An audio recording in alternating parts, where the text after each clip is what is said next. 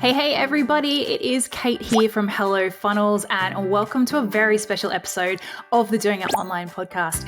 Today is actually episode number 185, and it is the very first time we are ever having a guest. And it's not just any guest. This is actually one of the very first people that I helped to set up a funnel.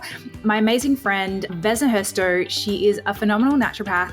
She's built an amazing business.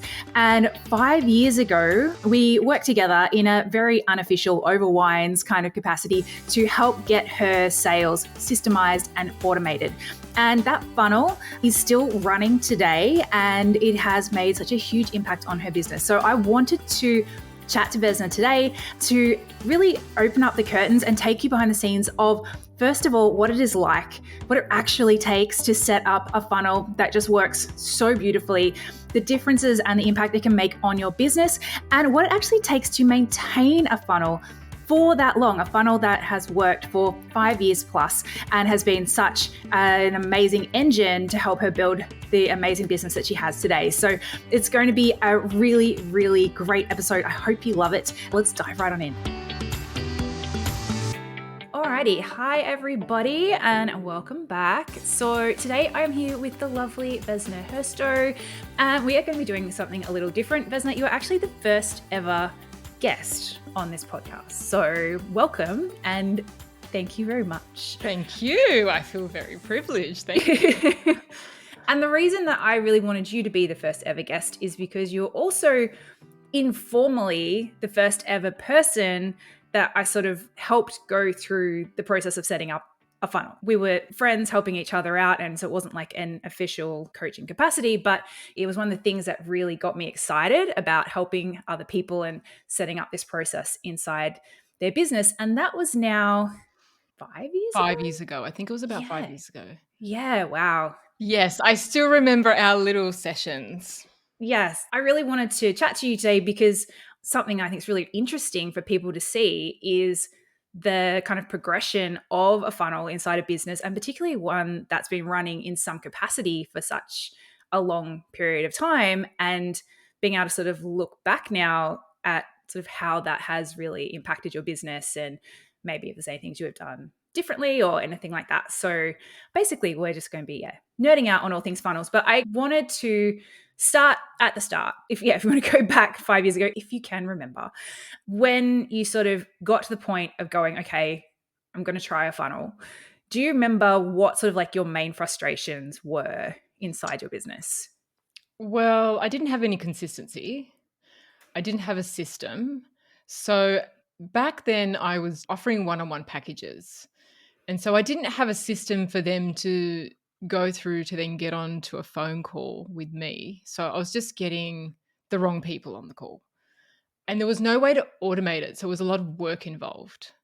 Yeah. So it just kind of felt a little bit all over the place, a little bit haphazard, like, okay, that worked. What worked? I have no idea. So it was not something I could scale. It's not something that I could be like, okay, this week, well, this is what I can project I'm going to be doing in the next 6 months or whatever, right? So it had no consistency and it was really frustrating. Yeah. And those sales calls and things, like, were you loving them? No, I take it. No, you know why? Because it wasn't right for them and it wasn't right for me. And so there's a total mismatch of people, signing up for the calls. And so I guess we're both frustrated in the end. And yeah, that whole process was really just felt hard. It felt hard to grow a business from that place. And it felt so confusing and I didn't know what to do. And yeah, that was back then. Yes. All in the past. And so had you at this point tried to do any other sort of like funnels or automation for your programs? Can you remember? I did a launch. I wouldn't call it a launch, but that's what I called it at the time. And I launched the Bye-Bye Burnout program. And so I launched it, sold it, and then I had 3 people join and I built it after I launched it, right? Yeah. And 3 people got great results. Then I parked it and left it there and didn't look at it again for I think maybe almost 2 years. Yeah. And I think I remember that conversation where we were sort of thinking about like how to do something in a bit more evergreen way. And I think I sort of just very off the cuff said, like, do you have anything that could sell for about $500? And you're like, oh, I have this program that got amazing results. It was 497 or something like that, I could just sell that. Like, Yeah. is that kind of, yeah. So it's been a while. So that was kind of So my memory of it. so I do remember that conversation. And I also remember my hesitations because I really felt like that in order for people to get results, they need to speak to me. We need to have one-on-one sessions, it needs to be personalized and all of that. And so I think it took me a little bit of time and a bit of convincing to get that program back out there and to be proven wrong on that, because it Yeah. works extremely well in a community with people doing it together in the same place, helping each other along. Yeah. And so how many people have you had through that program now? Over 5,000. And you would say that from having run this now for 5 years, thousands of people through it, you're still seeing that same, those great results, even though you're not doing the one-on-one. Like, Oh, absolutely. We see some phenomenal results. So, I remember saying to someone recently, like, I truly didn't believe that you could get these results with an online program. And I was very wrong. So we have people who have, been to functional medicine doctors for 10 years, people who have struggled with their symptoms of thyroid or adrenal fatigue or burnout for 10, 15 years and come through this program, and it's completely transformed their lives. yeah, So amazing. I would never have predicted something like that could happen, but it shows, the method is really effective, and it shows also the power of a community doing it together. And, me getting out of the way and allowing people to do the work. And I think, like, obviously, all of these things are done sort of gradually. And I'll circle back to the funnel part, but I did want to just talk about like the actual delivering an evergreen program coming from someone who's done one-on-ones, because I think that is something that people get really stuck with as well. So, do you remember how you sort of transitioned it? Because I know it's been a bit of a journey Yeah, for like you I've now. certainly optimized it a Yeah. lot, a lot, a lot over the years. But to me, initially, it wasn't hard to map it out because I looked at the process that I took my clients through, and I could see the pattern of, okay, first we do this, and then we do this, and then we do that, right? And so then I just structured it, broke it down into smaller pieces, and then delivered it that way. Yeah. And then after getting some people through it, some of the things were like, okay, this is too clunky in the beginning. People are finding it really hard to do that piece before they can really get stuck into things. So it's just as people came through, it was like hearing what people were saying. Okay, we need to change that. Let's move that to week 2 so they can get started and do this and do that, and really just optimizing it to make it easier for them to execute. But the method is still the same.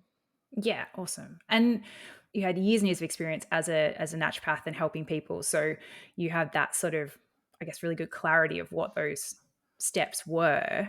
Have you got any Yeah. advice for people who are sort of thinking that maybe they've done a few years of working with clients and they're wanting to have something a bit more leveraged? Like, how do you know when, I guess, you're ready to go, yep, I can package something up into a more leveraged experience, I guess? Yeah, well, I would look at what you're getting results with. Like, number one, look at what you're dealing with regularly, whatever complaint or problem that you're solving. Do you like to solve it? Is that something that you would like to specialize in? And then look at the results that you're getting and the process that you're taking clients through. Like, it probably won't be exactly the same, but there will be some things, some core things that you'd be doing with everyone. For me, it's addressing stress, it's addressing gut, it's addressing deficiencies and liver function. Like, there's core things that we address for each person. And so I would suggest for them to have a look at what are those core pieces. Yeah, awesome. And before we go back to the funnels, I just wanted to talk about the support and how you support such a big group, because you've got a very big community now. What stage did you sort of get to before you went, okay, I need to get help with this? Like, it's getting too big. Yeah. So initially it was me in the group for a short time. And then I did get help. It was quite early days of the program. And so now with the amount of people that we have in the group, so we have 2 people on support, and we do a lot of things to optimize, like, so we've got FAQs, we do some regular posting in there to remind people of what's what in the program. We do 2 weekly posts to leave your question under these posts, because the thing is with Facebook groups is that your questions get completely lost in there. So we do a lot of things to optimize so we can answer everybody's questions. And then the other thing that we do is what we're doing at the moment is that we'll do a live round every 3 months. And so that way, if people have kind of fallen behind or not moved past module 2 for whatever reason, this is a chance that they can do it live with the health coaches and move through the program. Yeah, awesome. Okay. That's delivery. Let's Yeah. go scoot back to the funnel, because I love your story of how you created your funnel, because I think you were very resistant to it. And I think that was just a lot of like, because you hadn't seen it work for you before. So, like you said, it has to be live, has to be working with you, has to be talking directly to you. Like there was a lot of those beliefs. So, when it actually came to setting up your funnel, which is a webinar style funnel, do you want to go through what the process was for how you went from your first webinar, I guess, through to it being an automated webinar? So the first webinar was terrible. So it was the second, the third, the fourth, the fifth. And mainly because I didn't know, like I followed some guidelines on how to put a webinar together. So this is going back over 5 years ago. Yeah. And it was not working. Like people love the webinars. Like, great, I know exactly what to do now, full plan. Like it was just like a giveaway on the webinar, which is good, but doesn't get you people into the program where you can actually really help them, right? So giving them the deep dive into everything. So I did a lot of live webinars and I really got a lot better at it. So that was, I think for me, was really important because so the live webinar, I heard all the questions where people were not understanding what I was talking about, hearing people's different unique stories like, oh, I can't do this because I'm still so stressed, was like, okay, so we talk about, so all those things we talked about in the next version of the webinar and then the next and then the next until eventually it was really optimized. And so then I would run it live every week. I even tried testing it, running it twice a week, sometimes twice in one day or then twice in a week. And that was just exhausting. But that was, it was consistent. So every week, that's what I did. I ran a live webinar. We did the follow up sequence to it. We invited people into the group, got people started. Then, the next week we did it again. And at this point, you were using Facebook ads to get people onto your Facebook webinar? ads. Yeah. Yep. And then I tried a hybrid version, which I didn't do much of. Yeah. I felt it felt clunky to me. I seem to remember you saying, I'm just sick of the sound of my own voice. And the thing is, I would mess up the webinar because I was like, oh, I would say it a little bit differently, just to spice it up for me. And then Yeah. obviously that's not the right thing to do Yeah. because you got it down pat. So I just got sick of talking, yes, and hearing my own voice and saying the same thing.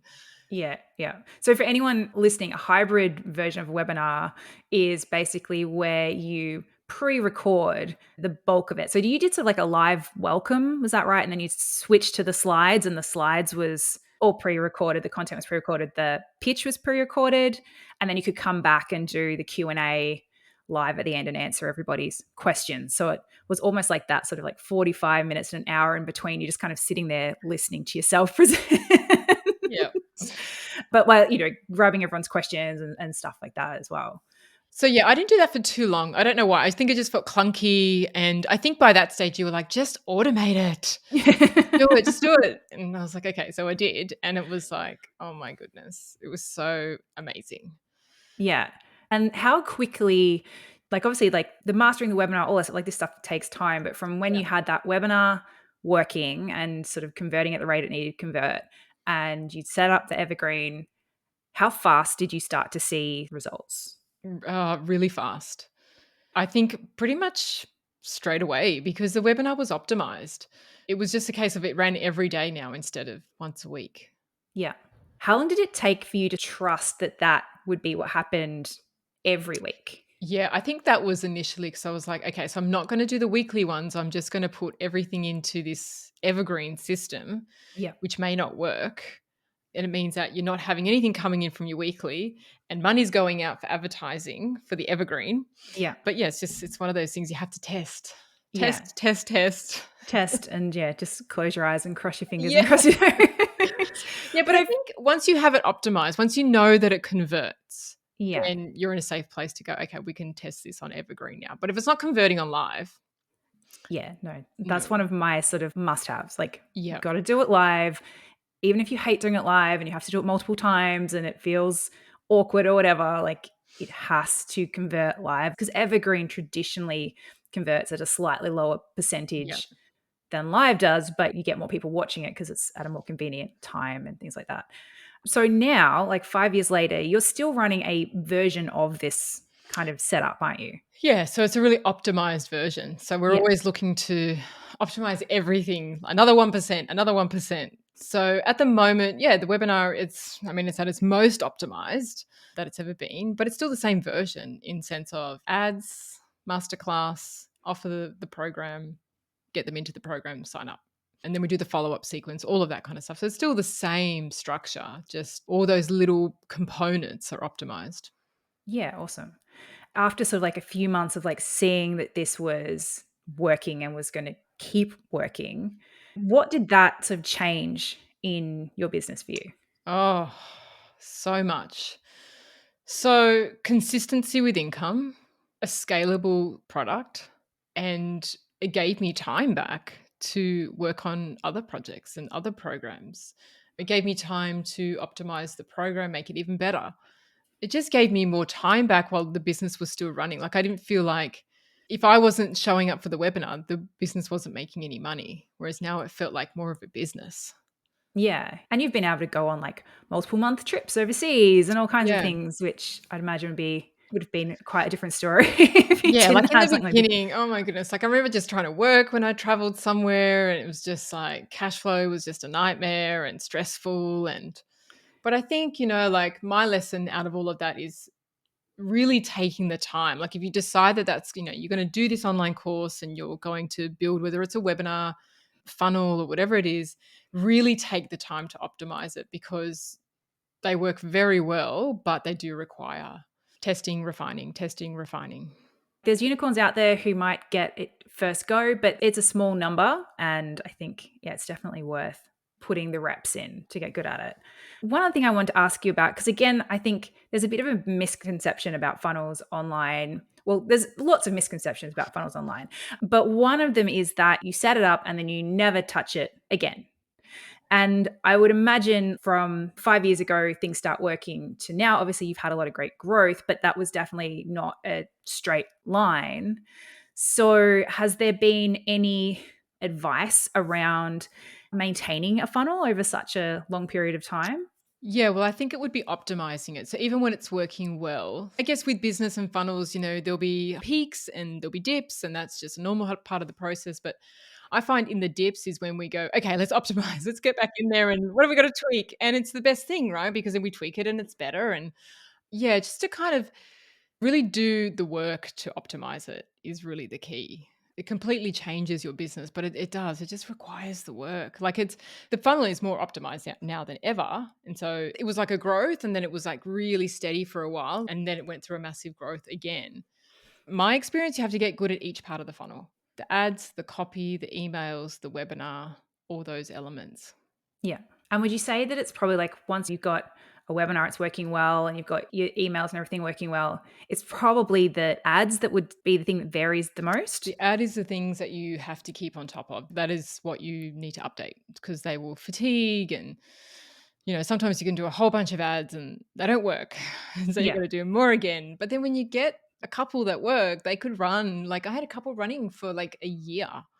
With the amount of traffic that we get, it's actually amazing. So I mean, it's not set and forget, but there's definitely time in there where it can be set and forget. You go work on other things and then you come back and you optimize, you go work on other things. But it's not as if 24/7 you're optimizing and keeping on. But when it dips, you're back in there Yeah. 100%.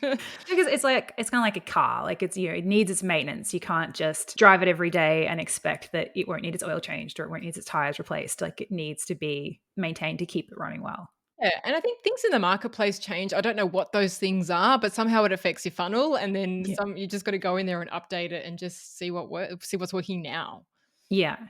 Now, have you ever had an instant where you're like, oh, something, it's broken, it's stopped working, I need to throw it out?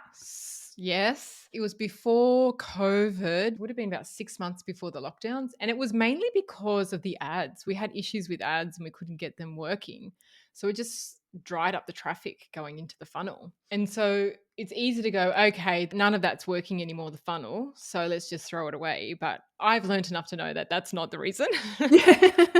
That we really kind of do an analysis, and it tends to be most of the time the ads are fatigued. Yeah. Damn ads. Why can't they just work forever? Oh my goodness. A dream. 2 more questions and then I will let you go. So, because again, this is something I see happen with some clients who the funnel is working and then it almost, I don't know if it's a subconscious thing or what, but it's almost because it's easy or easier and they're, at some points it's like, don't touch it, just let it do its thing. Yeah. I find people get bored and they want to break it. It's almost like it's too easy, so let's go change everything. Did you ever have any instances of that? No, because it was so hard in the beginning. Yeah. You No. earned it.